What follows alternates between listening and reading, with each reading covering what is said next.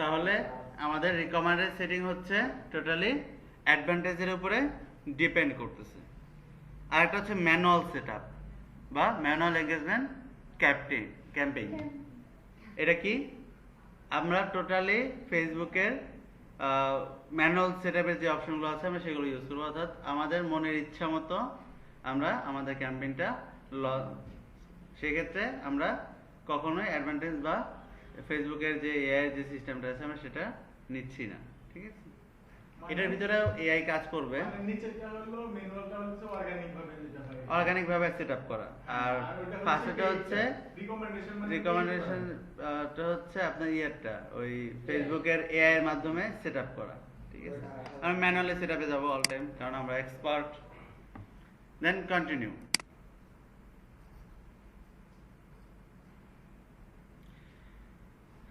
প্রথমে কি আসতেছে? Engagement campaign. প্রথমে যে সেটআপটা সেটা হচ্ছে তার নাম হচ্ছে ক্যাম্পেইন সেটআপ। সেটআপ তিন ধরনের: ক্যাম্পেইন, অ্যাডসেট, অ্যাড। ঠিক আছে? ক্যাম্পেইন, অ্যাডসেট এবং অ্যাড। প্রথমে আমাদের কি সেটআপ করতে হবে? ক্যাম্পেইন সেটআপ করতে হবে। ক্যাম্পেইনের প্রথমে কি আছে? Campaign name. আমাকে ফেসবুক বলছে তুমি যে ক্যাম্পেইনটা দিতে যাচ্ছ সেটার নেম দাও, ঠিক আছে? এবার ক্যাম্পেইন নেম কোনটা? আমরা যে ক্যাম্পেইনটাকে লঞ্চ করছি আমাদের বোঝার সুবিধার্থে যেটা আমরা নাম কিভাবে দিই, আমরা বেসিক্যালি চেনার জন্য তো নাম দিই, তাই না? যদি ধরেন নাম জিনিসটা না থাকতো তাহলে আমরা একে অপরকে ডাকতাম কিভাবে, চিনতাম কিভাবে?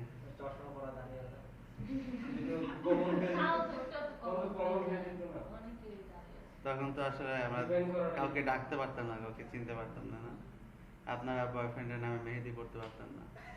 মেহেদিতে কি লিখতেন? ছবি আঁকাইতেন, রাইট? ছবি আঁকাইতেন, যেটা অনেক কষ্ট।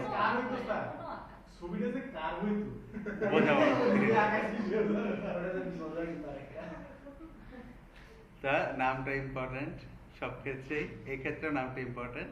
ক্যাম্পেইন নেম, আমরা যে নামে ক্যাম্পেইনটাকে চিনবো সেটাই। আমি ইজিলি যেটা করি এটা হচ্ছে আমি যে ক্যাম্পেইনটা লঞ্চ করছি সেটার নাম দিই অ্যান্ড ডেট দিই।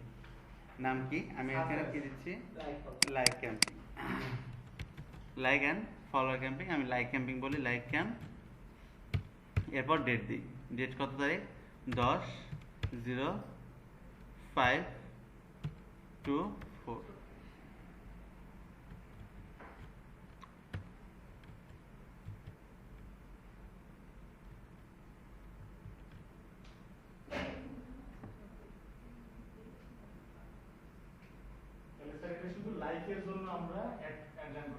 শুধু লাইক এন্ড ফলোয়ারের জন্য আমি লিখলাম লাইক এন্ড ফলোয়ার একসাথে একসাথে আসবে। শুধু লাইক আনা যায় না,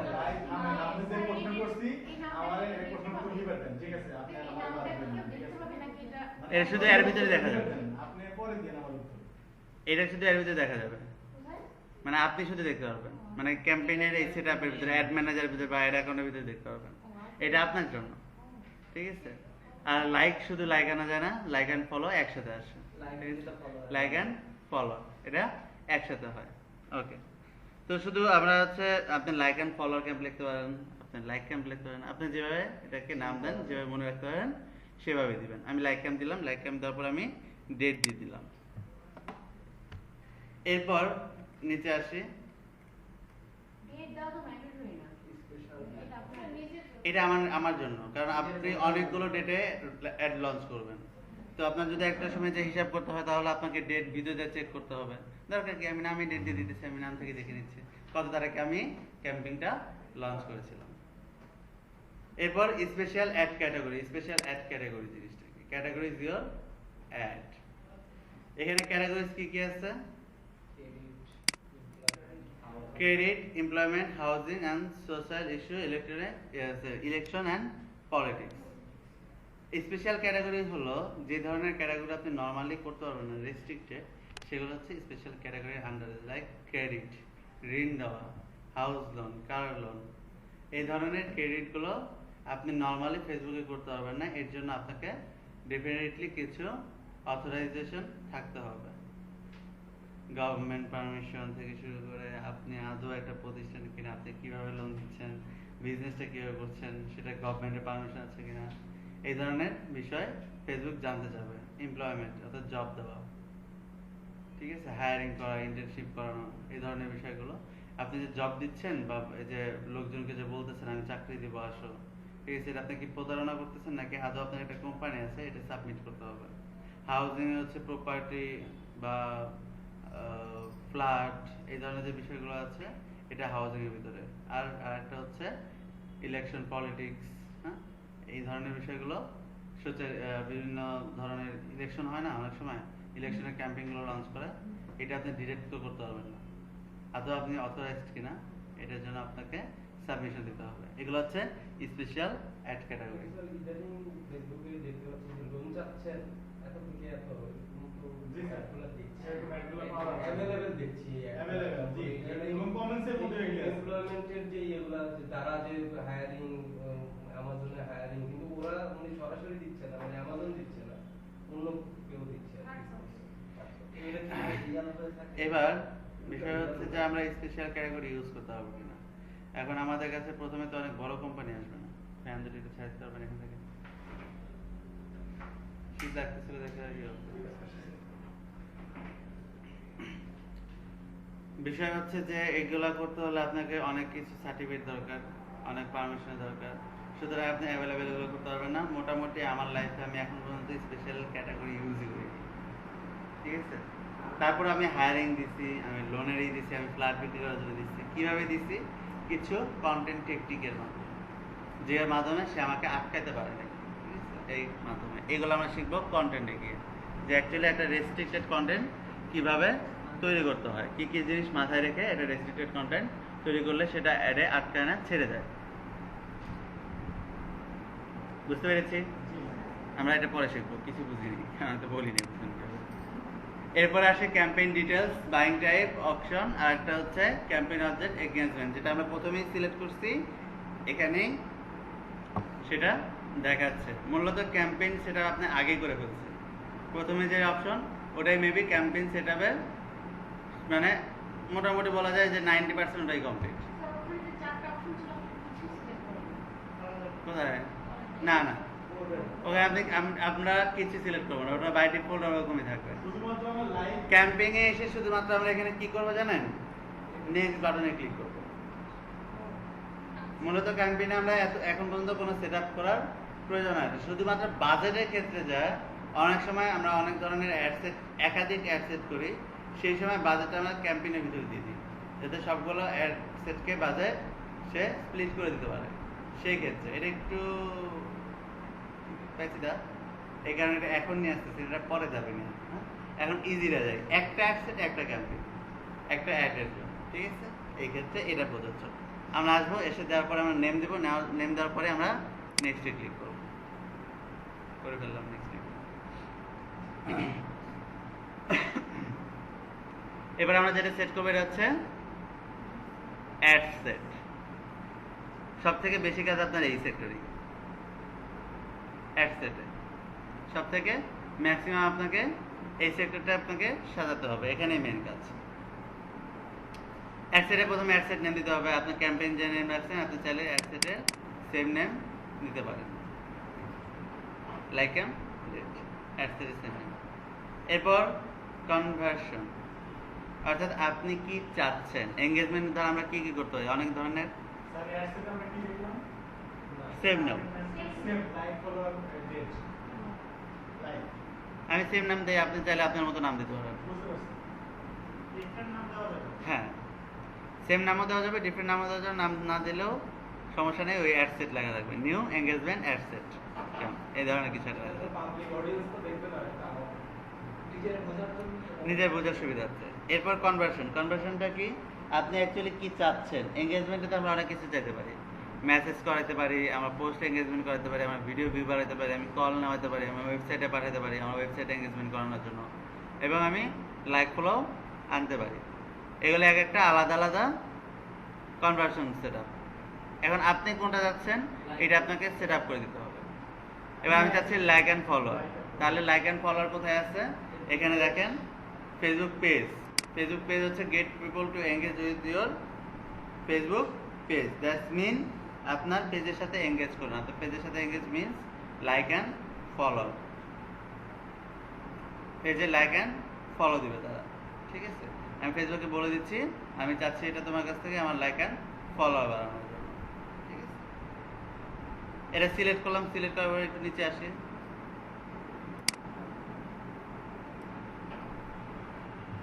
এরপর হচ্ছে পারফরম্যান্স গোল।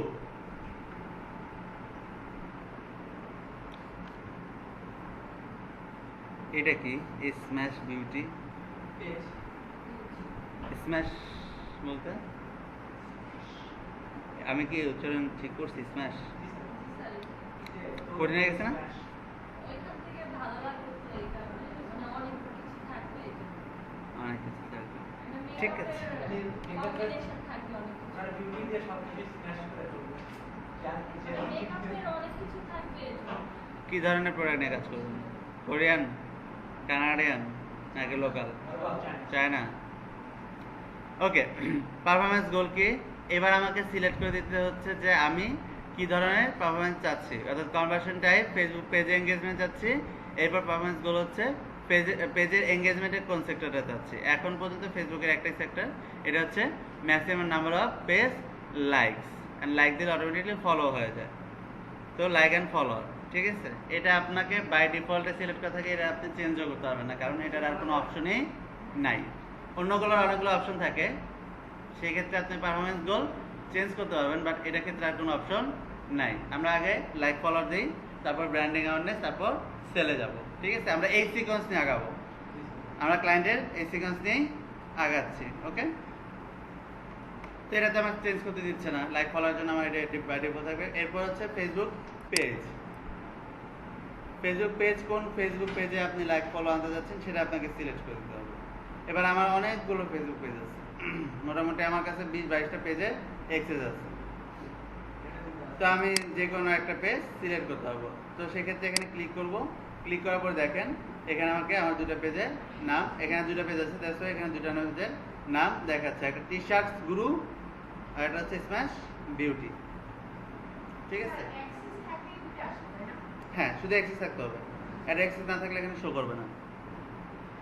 ধরেন আমি টি শার্ট গুরুতে লাইক ফলো বাজাতে যাচ্ছি, টি শার্ট গুরুর উপর ক্লিক করবো, অথবা আমি এসএমএস বিউটিতে ক্লিক করে এসএমএস বিউটিটা সিলেক্ট করে ফেলতে পারবো।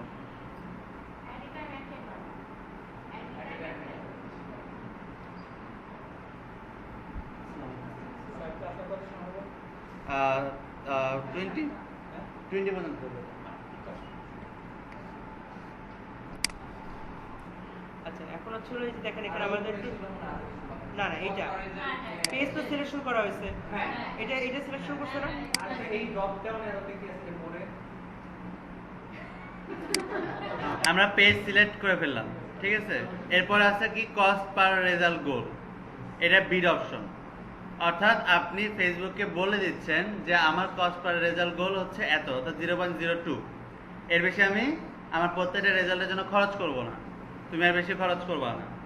সেক্ষেত্রে ফেসবুক ট্রাই করবে যে আপনার 0.02-তে রাখার, বাট এখানে একটা প্রবলেম আছে। প্রবলেমটা হচ্ছে যদি কোনোভাবে মিস হয়, 0.02 যদি না আসে, সেক্ষেত্রে ফেসবুক আপনাকে রিচ দিবে না।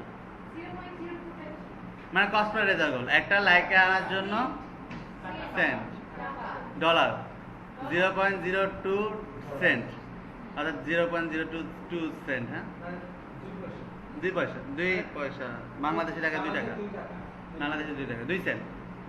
এটা আপনি সেট করে দিলেন যে আমার একটা লাইক অ্যান্ড ফলোয়ার আনার জন্য সর্বোচ্চ আমি 0.02 সেন্ট খরচ করবো, এর বেশি না।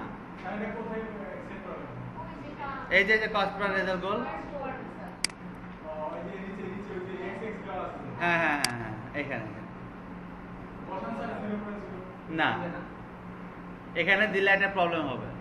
সেটা হচ্ছে যদি কোনোভাবে এটা মিস হয় 0.02-তে, তাহলে আমাকে রিচ দেওয়া বন্ধ করে দিবে, কারণ আমি তাকে বলে দিচ্ছি 0.02 বেশি দিব না, তখন সে আমাকে আর রিচ দিবে না। এই কারণে আমরা এই বিট দিতে পারি না। এই বিট যদি আমি না দিই, তখন আমি ফেসবুকে যত ইচ্ছা তুমি আমাকে তত খরচ করে, বাট আমাকে আমার রেজাল্ট এনে দাও, maximum focused on result. But তখন আমি বলে দিচ্ছি দেখো ভাই তুমি কিভাবে আমরা জানি না, বাট এটা ফেসবুক বলবে তোমাকে আমি দিবই না, যা ভালো। বিষয়টা দাদি মুস্তাক অবস্থায়, তার মানে আমার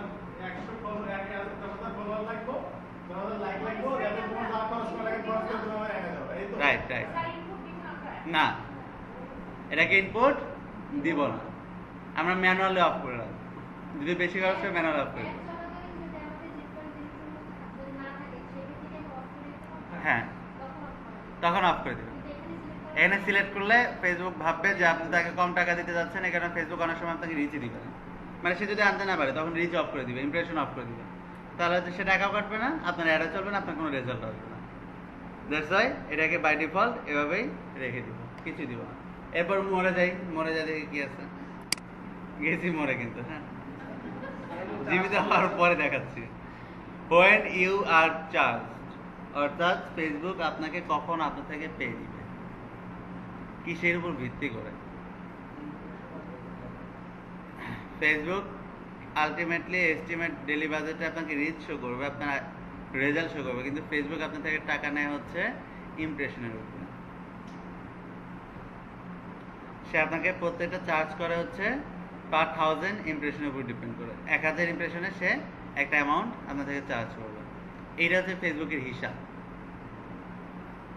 তো বাই ডিফল্ট এখানে ইমপ্রেশনই থাকে, এটা আমরা কখনো চেঞ্জ করি না, আপনি চেঞ্জ করতে পারবেন না। দেখেন পেজ লাইক ব্লক করে দেওয়া,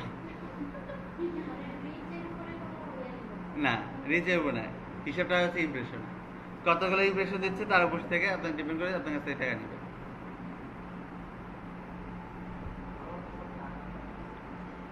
বুঝতে পেরেছি? এটা আপনি চেঞ্জ করতে পারবেন না, এটা ইমপ্রেশনই থাকবে। স্ট্যান্ডার্ড ডেলিভারি টাইপ স্ট্যান্ডার্ড, এটা বাই ডিফল্ট এভাবে রাখবেন, চেঞ্জ করার কোনো অপশনই নেই। এরপর বাজেট অ্যান্ড শিডিউল, আস্তে আস্তে আস্তে আস্তে জায়গা। 7 দিনের বাজেট কত ছিল আমার? 5000, 7000। টাকা ছিল। আচ্ছা ধরেন আমার বাজেট ছিল হচ্ছে 10,000 লাইক ফলোয়ার, ঠিক আছে? তো এখন আমি এমন একটা কন্টেন্ট দিচ্ছি যে কন্টেন্টে মোটামুটি আমার 30-40 সেন্টের মধ্যে চলে আসে। তার মানে অন এভারেজে আমার 3টা লাইক বা 1 টাকায় 2টা লাইক চলে আসে, 1 টাকায় 3টা লাইক চলে আসে, ঠিক আছে? তবে সেই ক্ষেত্রে এখন বাজেট সিলেক্ট করবো হচ্ছে কত? 10,000 জন্য অন এভারেজে 3,000 টাকা হচ্ছে 9,000 আসতেছে অন হিসাবে, কিন্তু 2 থেকে 3 বলছে, তো রিস্ক নেব না। আমরা রিস্ক না নিয়ে 5,000 টাকা বাজেট দিয়ে দিব। যদি 5,000 আগে শেষ হওয়ার আগে যদি আমার 10,000 চলে আসে, অ্যাড অফ করে দিব, তাহলে আমার টাকা আমার কাছ থেকে গেল, যা খরচ দিয়ে সেটা নিবে, বাকি টাকা তো নিবে না। বাট বাজেট দিতে তো দোষ নাই, তো আমরা 5,000 টাকা তাকে বাজেট দিয়ে দিব। 5,000 টাকা মোটামুটি যদি আমি ডলারে কনভার্ট করি তাহলে এখন $33 মতো হবে স্যার আমি তো এটা পার ডে পার ডে।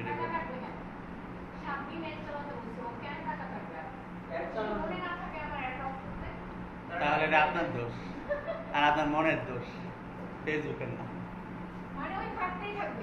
ও 5,000 পর্যন্ত কাটতে থাকবে। বলেননি তো সেই জন্য 5,000 পর্যন্ত কাটতে বলছে না তাকে? না, এখন স্যার দেখা গেছে 4,000 টাকা হয়ে 4,000 টাকার ভিতরে আমার 10,000 লাইক ফলো হয়ে গেল। 1,000 টাকা যদি 1,000 টাকা এখনো ব্যালেন্স আছে, কিন্তু আমার মনে নাই যে আমি অ্যাড অফ করব, তাহলে ওই 1,000 টাকার জন্য আরো কি লাইক ফলোয়ার আসবে? কারণ ফেসবুক তো জানে না যে 10,000 লাইক ফলোয়ার দিচ্ছেন আপনি, এটা তো কথা সেট করা নাই, আপনি সেট করছেন বাজেট। হ্যাঁ, এটা তো প্ল্যানিং এ যে আমার 10,000 লাইক ফলোয়ার লাগবে, আর ফেসবুক জানে টাকা কত দিবেন।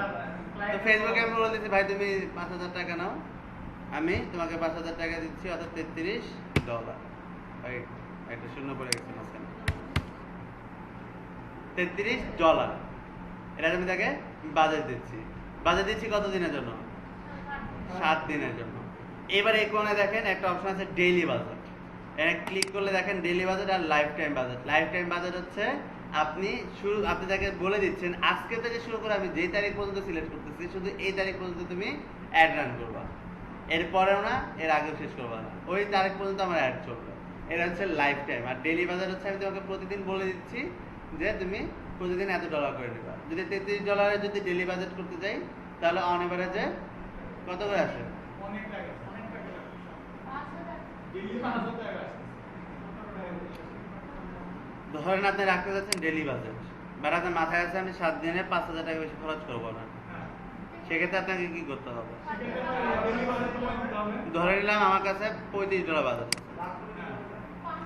তাহলে ডেইলি বাজেট আমার প্রতিদিন $5 5 সাথে 35 $5 করে ডেলি বাজার $5 সেট করে দিলাম, তাহলে সে প্রতিদিন $5 আমার থেকে কেটে নেবে।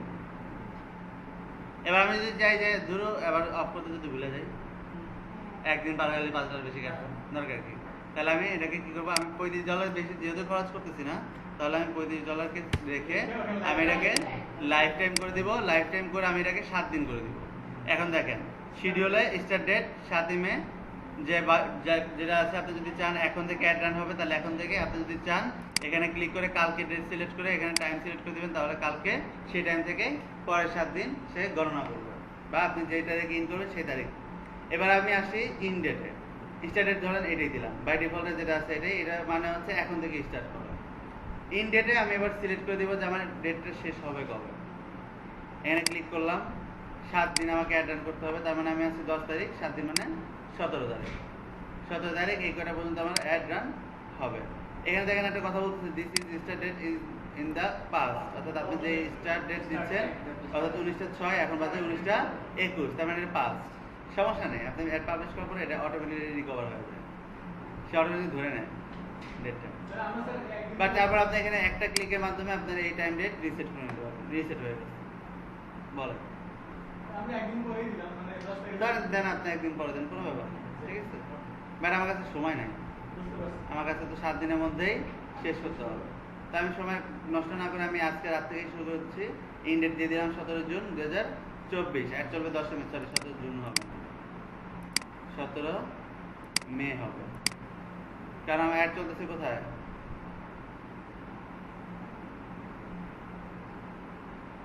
এখানে বাজার শুরু হয়ে গেল। $5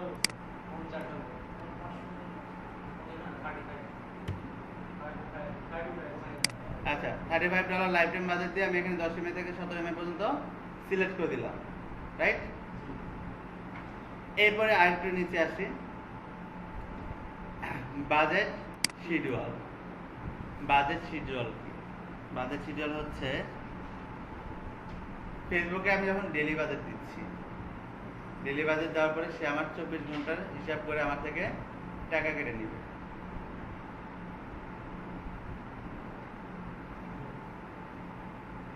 আজ এই পর্যন্ত।